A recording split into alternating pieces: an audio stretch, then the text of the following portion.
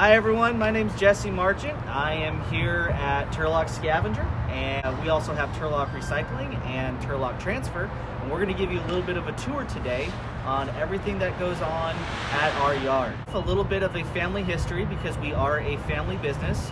I am a fourth generation garbage man. That means that my great grandfather came all the way over here from northern Italy, settled in San Francisco, and he came to Turlock with the promises of a job in garbage pickup. He started off with a single truck and went around town and picked up in burlap bags, and from there he grew the company into something that we see today. From there my grandfather went into partnership with him as well, and they started using the automated trucks that we will go by later and take a look at. From there, my father came in and he helped create Turlock Transfer, one of the companies that we have, and he created Turlock Recycling. All started in this building behind us. And that is where we get our three cans from. That is the black, the blue, and the green can. We'll talk more about that later. From there, I have started working in our company as well with my cousin Darren, who's in charge of all of our yard facilities. And we have been operating since 1935, and hopefully with many more years to come. So what we'll do today is we're going to stop by and take a look at our buyback center, where all your plastic bottles and aluminum cans would go to get recycled. And from there we'll go and take a look at the transfer station, where the garbage truck picks up your cans and where it drops it off when it's done for the day. So we'll start that now.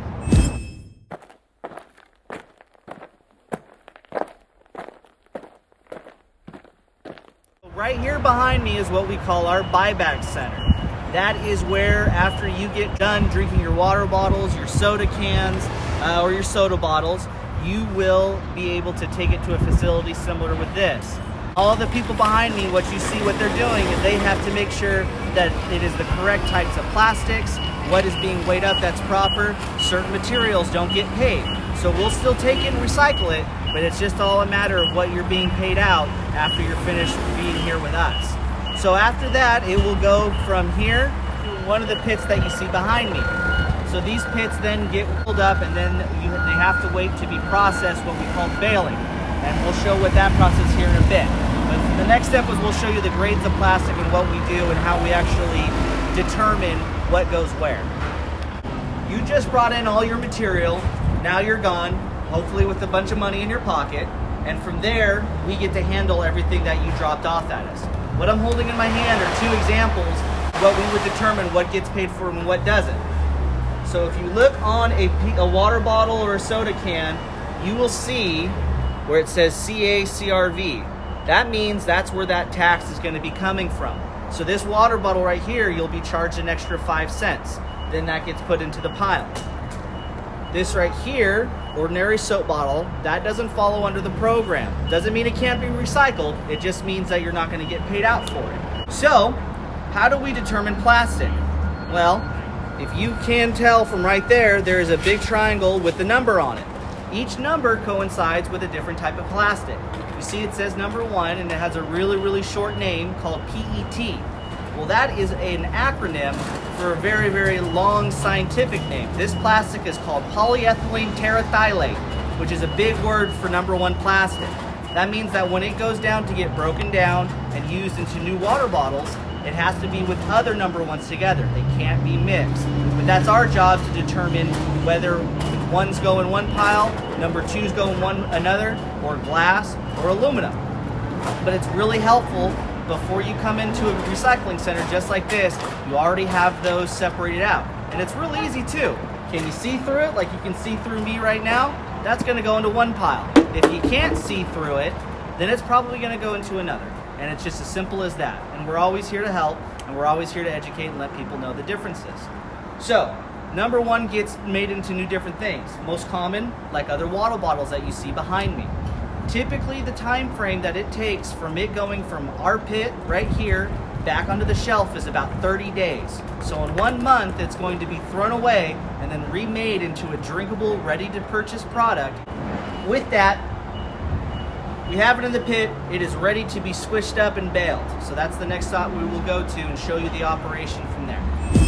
So, the plastic bottles went from the pits that you see next to me right here, and they're gonna go into our baler that you see right here to my left. So what happens is that gets pushed up with our large cat loader, and it's gonna go onto this conveyor belt. That conveyor belt then puts it into a chamber that's in this baler. This baler is called a dual HRB, that's hard ram baling. And essentially it goes into a pit. You have one ram that will go and squish it, and then once it turns into a fully formed bale of about 1,000 pounds, a second ram will push it out and then create the bales like you see right over here. Because once it is baled and ready to be out, transport container will come in, we will load it up, and it'll go to various places. Plastics actually stay in Turlock. There's a facility here in town that actually breaks down the plastic so it can be remade into things I talked about earlier. Aluminum goes back to the East Coast of the United States via rail, and it will be made into other things like aluminum, other aluminum cans. Our cardboard can actually be sent over to various other places. Some facilities in California, others go off overseas. China, Southeast Asia, Australia, India. So we're not only doing this as a local operation, but this is a global connection to what we do here in Turlock to other places in, like I said, China, India, Southeast Asia, and the like. So the next thing we will do is go over to our cardboard and have a little explanation on that. Behind me is our cardboard. Cardboard is probably the earliest and easiest thing that is recycled today. And so what we have is we have everything placed into the cardboard pit, and we will meticulously sort through it because it has to be extremely clean in order for it to be shipped out and remade into new cardboard boxes. Cardboard box is a very, very important piece of equipment that's used to give us our everyday products.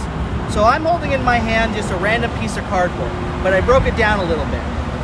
So you see the rib section right here. That is called corrugation. So that's corrugated cardboard. And when this cardboard is recycled, what will happen is it will go into a big, big vat of water, and it'll be chopped up into something that looks like oatmeal. And then from there, it gets laid out onto a bed, and then it's dried out. But it makes about 3 sheets. It makes a flat sheet, and it makes a zigzag sheet like this, the corrugation I was talking about. And it lays on top of one another, and that zigzag is what gives the box its structure. It makes a box. And that is what allows us to do all of the shipping that we see today. The next spot that we're gonna go to is our transfer station. And you will see the end destination after you watch that garbage truck visit your home. Right here behind me is our transfer station. So this is everything that is going to go out to whether it's determined as the landfill or the burn plant. Now there's 2 different distinctions between that. A landfill is just a very, very special hole in the ground, and from there all the trash gets put into that. But that hole in the ground has basically plastic lining, like a big plastic bag that holds all that material together. What will eventually happen at this landfill is that it will be filled up, and then it will be used for various other places. But like I said, it has to be safe. So there are many, many different things, from plastic liners to a clay, a permeable layer is what they call it, to gravel, to general dirt. The other facility that we take this to, that is what we call a burn plant, and it does just that. It uses your trash as fuel to create power and electricity. It's where we take your waste, and then we will dispose of that material by burning it, using it as a fuel to create heat. That heat then turns water into steam. Then water, once it turns into steam, will turn a giant turbine or a fan. And as it spins, it creates power and electricity. And then we use it to enjoy our daily lives. How much waste are you actually throwing away? How much waste can you make sure you can keep from going directly into a landfill? That goes into a lot of things like we talked about recycling. There's other things you can do though as well. You can repurpose. So this jacket, for instance, maybe one day it won't fit me very well, but I don't need to just necessarily throw it away. I can easily take it to a Goodwill or a thrift store. Something that is broken can maybe still used at home, but just not for the original intended purpose. So you're upcycling is what they call it. So what we need to do is we need to be cognizant, we need to be conscious of what we're doing when we just throw away something that we don't find useful and just getting rid of it. So the next time you're at home and something loses its value, uses its sense of purpose of what you originally wanted it for, maybe there's something else or someone else that can still enjoy it, and it stays out of the landfill, and it still is something useful. So I've talked about all the trash. Next, what we'll do is we'll go in and we'll discuss a little bit about organics and what we can really do to tackle that front as well.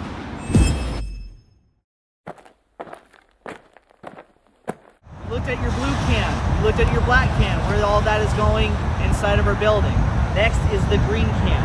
So right behind me is everything that would come out of that green can. This is your plant waste. This is your, what we are now calling organic waste. Organics is something that is basically non-plastic in nature, in the simplest of terms, that can be easily broken down in the environment by itself. Behind me, you don't see cardboard, you don't see paper or anything of that nature. Our operation is very strict on what can be thrown away here at this facility in terms of organics. So once it gets thrown away, it will be cleaned out. This is a pretty good pile that you see behind me right now. But a lot of times we will see a truck come in and dump, and it's going to have plastic or it's going to have metal, and it's not separated properly. That means that it can't go to that facility to be broken down into compost, one of the more common things yard waste is used for and as an end product. So it's up to you guys and gals to make sure that it is done properly. So that means when you're at home and you are throwing away a bunch of grass or done pruning the trees and you see that something plastic got into the green can, take it out, put it in the black can. Don't hesitate to look inside and make sure things are going in the right containers. So this will be made into compost. Farther down over here, you'll see that there's wood, and farther even more, you'll see different things like drywall or concrete. And this is going to be used as other reusable materials as well. Just like cardboard, it's pretty easy to be remade into what it already is. Drywall will be made into more drywall. Concrete and asphalt will be made into more concrete and asphalt. And so those are the many things that we could reuse all these products for.